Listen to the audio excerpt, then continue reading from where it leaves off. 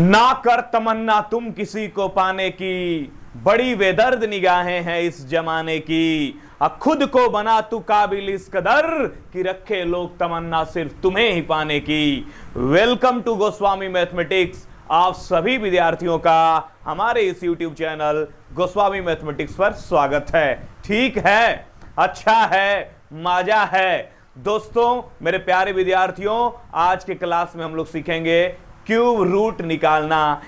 एक सेकंड में cube root निकालना सीखें आज के इस वीडियो में। अगर आप एक सेकंड में क्यूब रूट निकालना सीखना चाहते हैं तो इस वीडियो को लास्ट तक देखें और फिर देखिए यूं पलक झपकते ही कैसे आप क्यूब रूट निकाल लेते हैं। ठीक है, अच्छा है, मजा है। दोस्तों, शुरू करते हैं, हम लोग आगे बढ़ते हैं। कुछ बातें पहले सीख लेते हैं, उसके बाद हम लोग घनमूल की ओर बढ़ेंगे। चलिए बताएंगे आप लोग कि जीरो का क्यूब क्या होता है। जीरो का क्यूब होता है जीरो। एक का क्यूब क्या होता है? एक। दो का क्यूब क्या होता है? 8। तीन का क्यूब बताएंगे आप लोग 27। चार का क्यूब 64। पांच का क्यूब 125। ठीक है। 6 का क्यूब 216। 7 का क्यूब 343। 8 का क्यूब 512 और 9 का क्यूब 729। अब यूनिट डिजिट पर ध्यान दीजिएगा बाबू। जीरो के क्यूब करने पर इकाई अंक क्या आया? जीरो। एक के क्यूब करने पर इकाई अंक क्या आया? 1। दो के क्यूब करने पर इकाई अंक 8। तीन के क्यूब करने पर इकाई अंक 7। चार के क्यूब करने पर इकाई अंक 4। 5 के क्यूब करने पर 5। 6 के क्यूब करने पर 6। 7 के क्यूब करने पर इकाई अंक 7 3। 8 के क्यूब पर इकाई अंक 2 और 9 के क्यूब पर इकाई अंक 9। बच्चों, मेरे प्यारे विद्यार्थियों, ध्यान लगाइएगा। कुछ संख्याएं ऐसा है जहां यूनिट डिजिट नहीं चेंज कर रहा है। 4 के क्यूब करने पर यूनिट डिजिट क्या आया? 4 आया। 0 के क्यूब करने पर यूनिट डिजिट क्या आया? 0 आया। 1 का क्यूब करने पर यूनिट डिजिट क्या आया? 1 आया।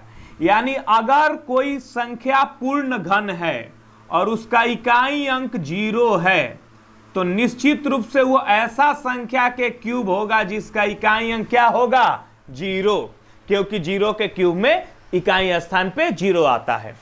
अगर कोई संख्या पूर्ण घन है और उसका लास्ट डिजिट 1 है, मतलब वो ऐसा संख्या का क्यूब होगा जिसका लास्ट डिजिट 1 होगा। अगर कोई संख्या पूर्ण घन है और उसका इकाई अंक 4 है तो ऐसा संख्या का घन होगा जिसका इकाई अंक 4 होगा।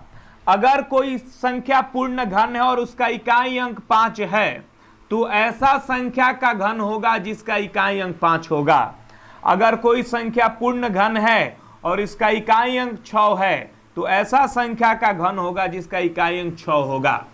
अगर कोई संख्या पूर्ण घन है और उसका इकाई अंक बाबू 9 है तो ऐसा संख्या का घन होगा जिसका इकाई अंक 9 होगा।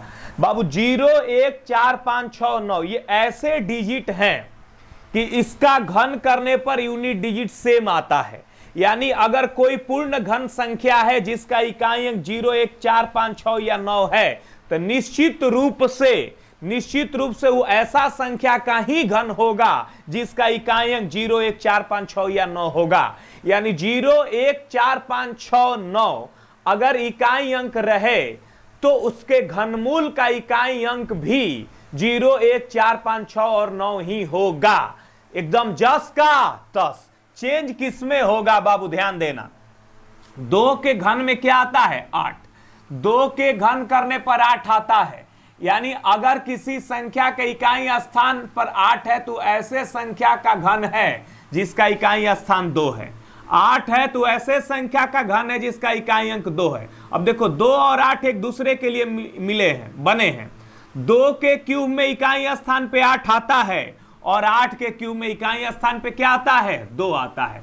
यानी अगर कहीं लास्ट में इकाई स्थान पर आपको 2 नजर आया तो समझ जाना कि ऐसा संख्या का घन है जिसका लास्ट में क्या होगा? 8 होगा। यानी 2 रहेगा जिस संख्या के लास्ट में उसके घनमूल में क्या आएगा? 8 आएगा।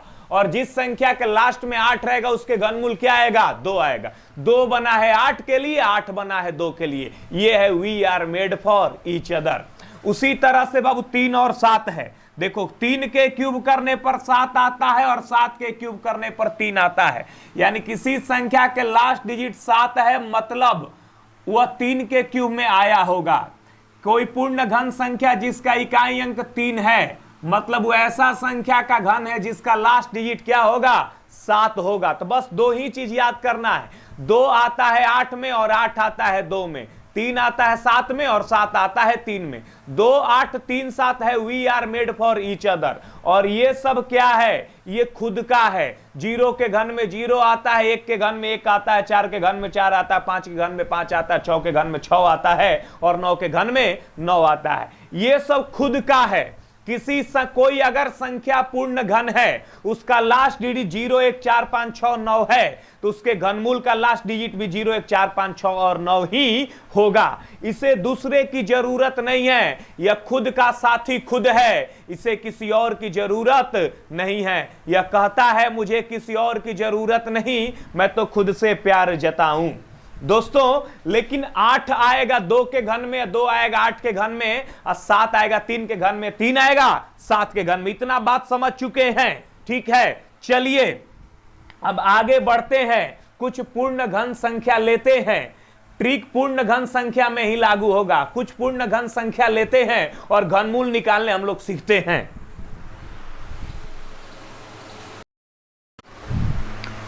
ठीक है दोस्तों, मेरे प्यारे विद्यार्थियों ध्यान लगाएंगे, गौर फरमाएंगे। कुछ पूर्ण घन संख्या है आपके बीच में।